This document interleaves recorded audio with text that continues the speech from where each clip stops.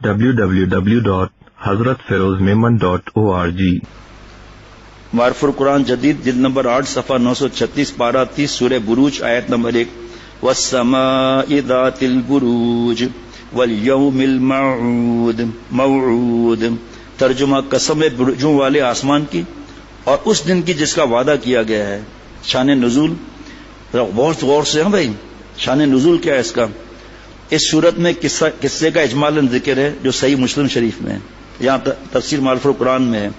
خلاصہ اس کا یہ ہے کہ کوئی کافر بادشاہ تھا، اس کے پاس ایک کاہن، اس کو کہا جاتا ہے جو شیاطین کے ذریعے یا نجوم کے آثار کے ذریعے کچھ مستقبل کی غیبی خبریں معلوم کر کے لوگوں کو بتلائے. وہ شیطان اچک لیتے ہیں، رپورٹ پہلے بتا چکا ہوں. اس کاہن نے بادشاہ سے کہا مجھ کو ایک ہوشیار لڑکا دیا جائے تو اس کو اپنا علم سکھا دوں. چنانچہ ایک لڑکا تجویز کیا گیا. اس کے راستے میں ایک راہب یعنی عیسائی پادری رہتا تھا. اس زمانے میں دین عیسیٰ علیہ السلام ہی دین حق تھا اور یہ راہب اسی پر قائم عبادت گزار تھا. وہ لڑکا اس کے پاس آنے جانے لگا، خفیہ خفیہ مسلمان ہو گیا. دل تھام کے سنیں، ان بیانات کو آگے پھیلائیں. جناب ایک بار اس لڑکے نے دیکھا کہ کسی شیر نے اس راستہ روک رکھا ہے اور خلق خدا پریشان ہے، تو اس نے ایک پتھر ہاتھ میں لے کر دعا کی کہ اے اللہ، اگر راہب کا دین سچا ہے عیسائی مذہب تو یہ جانور میرے ہاتھ سے مارا جائے، اور اگر جادوگر جو اس کو گمراہ کرتا تھا اگر کاہن سچا ہے تو نہ مارا جائے. اور یہ کہہ کر پتھر مارا تو شیر کو لگا، وہ ہلاک ہو گیا. حضرت عیسیٰ علیہ السلام کا اس زمانے کا دین سچا. جناب لوگوں میں شور ہو گیا کہ اس لڑکے کو کوئی عجیب علم آتا ہے. کسی اندھے نے سنا، آخر درخواست کی میری آنکھیں اچھی ہو جائیں. لڑکے نے کہا کہ بس شرط یہ کہ تو مسلمان ہو جائے. چنانچہ اس نے قبول کیا. لڑکے نے دعا کی، وہ اچھا ہو گیا، مسلمان ہو گیا. بادشاہ کو یہ خبریں پہنچی تو اس راہب کو جو بزرگ تھا نیک اس وقت کا اللہ والا، اور لڑکے کو اور نابینا کو گرفتار کر کے بلایا. اس راہب کو اور نابینا کو تو قتل کر دیا اور لڑکے کے لیے حکم دیا کہ پہاڑ کے اوپر لے جا کر گرا دیا جائے. اس اللہ والے کو اور نابینا کو تو قتل کر دیا، مگر جو لوگ اس کو لے گئے تھے وہ خود ہی گر کر ہلاک ہو گئے. یہ قصے کہانی کی باتیں نہیں سمجھنا یارو، آپ لوگ تو نہیں سمجھتے ماشاءاللہ، لیکن کئی جگہ سنا جاتا ہے نا. تفسیر کی بات بتا رہا ہوں، مسلم شریف کی روایت دے رہا ہوں. پھر بادشاہ نے سمندر میں غرق کرنے کا حکم دیا، وہ سے بچ گیا، اور جو لوگ اس کو لے گئے تھے وہ سب ڈوب گئے. پھر خود لڑکے نے بادشاہ سے کہا مجھ کو بسم اللہ کہہ کر تیر مارو، کیونکہ بادشاہ نے ظلم شروع کر دیا جو اس وقت مسلمان تھے. اب یہ پریشان تھا میں کروں تو کیا کروں. تو بادشاہ کو کہا کہ آپ مجھے تم بسم اللہ کہہ کر تیر مارو تو میں مر جاؤں گا. اب سننا آگے ہم. چنانچہ ایسے ہی کیا گیا اور لڑکا مر گیا. بس اس واقعہ عجیبہ کو دیکھ کر یک لخت عوام لوگوں کے زبان پر نعرہ بلند ہوا کہ ہم سب اللہ پر ایمان لاتے ہیں. اپنی ایک نوجوان نے اپنی قربانی دی کہ ویسے ایمان آ ہی نہیں رہا، یہ سب کو مار دیتا ہے. بادشاہ بڑا پریشان ہوا اور ارکان سلطنت کے مشورے سے بڑی بڑی خندقیں آگ سے، یہ حضرت سے سنا تھا بہت برس پہلے لیکن میں نے بیان نہیں کیا تھا یہ واقعہ. میں نے کہا بھئی میں تو الحمدللہ تحقیق نہیں کرتا، لیکن لوگوں میں تو بتاؤں تو خدا نخواستہ ان کے منہ سے کچھ نکل جائے تو. تقریباً 25 برس سے میں نے یہ بیان نہیں کیا ہے. آج قرآن پاک کی تفسیر جو اللہ پڑھنے کی توفیق دیتے ہیں، اور یہ میں نے کہا اب کیا ہے، مسلم شریف میں تو قرآن پاک بڑھ کر ہے، پھر دوسرے نمبر پر آپ صلی اللہ علیہ وسلم کا کلام ہے نا. اب سنیں، اب بڑی بڑی خندقیں آگ سے بھروا کر اشتہار دیا کہ جو شخص اسلام سے نہ پھرے گا، اسلام نہیں چھوڑے گا، اس کو آگ میں جلا دیں گے. چنانچہ بہت سے آدمی جلائے گئے. اس صورت میں ان پر غضب الہی نازل ہونے کا بیان جو ہے وہ تفصیل سے بیان فرمایا گیا. واقعہ صاحب اغدود کی کچھ تفصیل. یہ شخص جس کو جادوگر کہا گیا، بعض روایت میں ہے کہ یہ کاہن جو تھا غیب کی خبریں سب نہیں، تھوڑا لوگوں کو گمراہ کرنے کے لیے. کسی کو غیب کا علم نہیں ہوتا، انبیاء علیہ الصلوۃ والسلام کو بھی نہیں ہوتا. جو پچھلے دن بتایا تھا کہ آپ صلی اللہ علیہ وسلم جیسی نبوت کا اعلان ہوا تو بینڈ لگ گیا شیطانوں کا اوپر جانے کے لیے، لیکن فرشتے آپس میں بات کرتے تھے نا، کچھ باتیں وہ چک کر اور ان بدماشوں کو. آج بھی ایسا ہے. وہ جو میں الفاظ نہیں ادا کروں گا، جو قرآن پاک کی بے حرمتی کریں نعوذ باللہ، اور احادیث مبارک کس طرح کرے وہ بھی نہیں بتاؤں گا. ڈر لگتا ہے کہ آسانی پکڑ نہ ہو جائے تو شیطان اس کے قبضے میں آ جاتے ہیں. اب وہ بتا دیتے ہیں کسی کو خبر دے دی، اس نے غیب پر اعتماد بھی کر کر اپنے ایمان کا ٹھوکا لگا دیا، سجدہ کر لیا ان کو یا قبروں کو سجدہ کر دیا. بھائی تفصیل بتا چکا ہوں میں اس کے معاملے میں.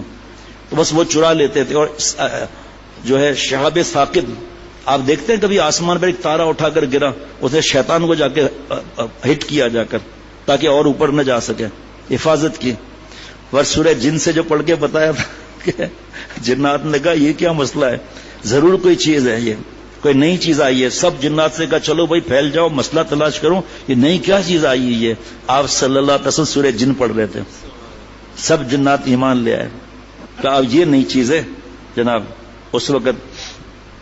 اب ایک سنیے آپ اس، اور یہ بادشاہ جس کا ذکر اس قصے میں ہے ملک یمن کا بادشاہ تھا، جس کا نام حضرت ابن عباس رضی اللہ عنہما نے کی روایت ہے کہ یوسف ذنواس تھا.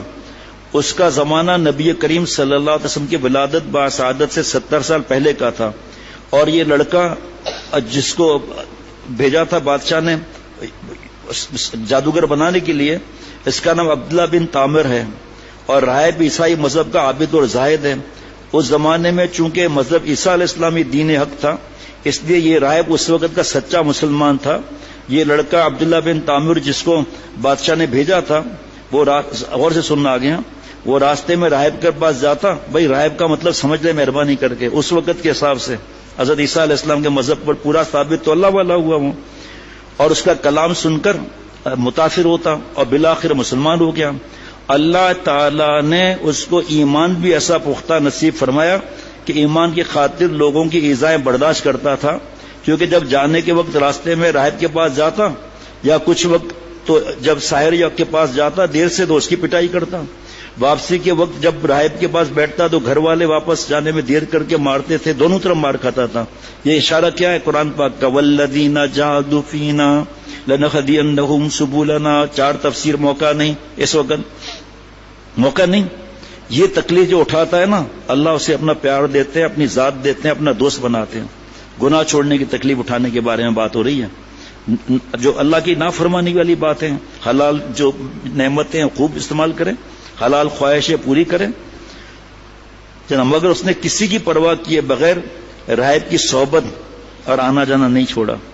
اس کی برکت سے اللہ تعالیٰ نے اس کو وہ کرامت عطا فرمائی جن کا ذکر اوپر آ چکا. اس ظالم بادشاہ نے ایمان لانے والوں کو عذاب دینے کے لیے خندق کھدوا کر اس کی آگ کے بڑے شعلوں سے ربریز کیا. پھر ایمان لانے والوں میں سے ایک ایک کو حاضر کر کے کہا کہ یا ایمان چھوڑ دو یا خندق میں گر جانا پڑے. اللہ تعالیٰ نے ان مومنین کو ایسی استقامت بخشی کہ ان میں سے ایک بھی ایمان چھوڑنے پر راضی نہ ہوا اور آگ میں گر جانا قبول کیا. صرف ایک عورت جس کی گود میں ایک بچہ تھا، اس کو آگ میں گرنے سے زیادہ جھجک ہوئی تو چھوٹا سا بچہ بولا اماں جان صبر کرو کیونکہ آپ اکبر ہیں. یہ بات حضرت سے سنی تھی 25 سال پہلے، لیکن ڈر لگتا تھا.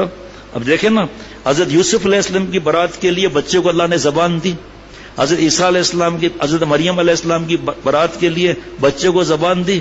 اما عائشہ صدیقہ رضی اللہ عنہ کی برات کے لیے اللہ نے 2 رکوع اتارے جن کی قیامت تک تلاوت کی جائے گی. اما عائشہ صدیقہ، وہ سنا چکا ہوں واقعہ، 19 صفحات کا سنا چکا ہوں الحمدللہ، کہ کتنا تکلیف میں آئیں آپ صلی اللہ علیہ وسلم، کتنا تکلیف میں رو رو کے اما عائشہ صدیقہ رضی اللہ عنہ آدھی ہو گئیں. فرماتی ہے مجھے یقین تھا میرا رب آپ صلی اللہ علیہ وسلم کو خواب کے ذریعے میری بے گناہی ثابت کرائیں گے، کیونکہ انبیاء علیہ الصلوۃ والسلام کے خواب وہی ہوتے ہیں. مجھے کیا معلوم کہ میری برات کے لیے آسمان سے اللہ 2 رکوع بھیجیں گے جس کو قیامت تک تلاوت کی جائے گی. ہر حافظ قرآن تراویح میں پڑھے گا اور حفظ بننے میں اور حافظ سنانے کے اندر تلاوت کرے گا اس کا. لیکن آج بھی ایسے بدبخت ہیں جو اپنے آپ کو دوزخ میں ڈالنے کے لیے تیار ہوتے ہیں. جناب، جو لوگ اس طرح دہکتی آگ میں جلا کر اس ظالم نے قتل کیے، ان کی تعداد بعض روایت میں 12,000 ہے، بعض میں اس سے زیادہ منقول ہے.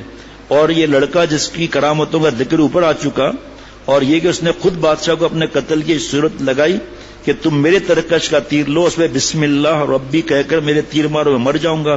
اس ترکیب کے ساتھ لڑکے نے جان تو دے دی، مگر اس واقعے کو دیکھ کر بادشاہ کی ساری قوم نے نعرہ لگایا اور مسلمان ہونے کا اعلان کیا. کافر کو حق تعالیٰ دنیا میں بھی ذلیل و رسوا کرتے ہیں، آخرت میں بھی. محمد بن اسحاق رحمۃ اللہ علیہ کی روایت ہے کہ لڑکا عبداللہ بن عامر جس جگہ مدفون تھا، اور سنیے ذرا، اتفاقاً کسی ضرورت سے وہ زمین حضرت عمر فاروق رضی اللہ عنہ کے زمانے میں کھودی گئی تو اس میں اس نوجوان عبداللہ بن عامر کی لاش صحیح سالم اس طرح برآمد ہوئی کہ وہ بیٹھے ہوئے تھے اور ان کی ہاتھ اپنے کن پٹی پر رکھا ہوا تھا جہاں تیر لگا تھا. کسی دیکھنے والے نے ان کا ہاتھ اس جگہ سے ہٹایا تو زخم سے خون جاری ہو گیا. پھر وہیں ایسا رکھ دیا بند ہو گیا. اس کے ہاتھ میں انگوٹھی تھی, اس پر لکھا تھا اللہ ربی, میرا رب تو اللہ ہے. جناب عامل یمن نے اس واقعے کی اطلاع حضرت فاروق اعظم کو دی رضی اللہ عنہ, تو آپ نے جواب میں لکھا کہ ان کو ان کی ہیبت پر انگوٹھی سمیت اسی طرح چھپا دو جیسے پہلے تھا. تفسیر معلوف القرآن, تفسیر ابن کثیر. سنیں آپ بھائی, یہ کیا مزہ ہے ارطغرل کا ڈرامہ, بے حیائی کا, پاپ جی گیم, آنکھوں کا زنا. بخاری شریف کی حدیث پاک زنا العین میں نظر بازی آنکھوں کا زنا ہے. آپ صلی اللہ علیہ وسلم کی بد دعا ہے, لعن اللہ الناظر والمنظور الیہ. اور آپ صلی اللہ علیہ وسلم نے بخاری شریف میں فرمایا نامحرم سے شرعی عذر کے بغیر بات کرنا زبان کا زنا ہے.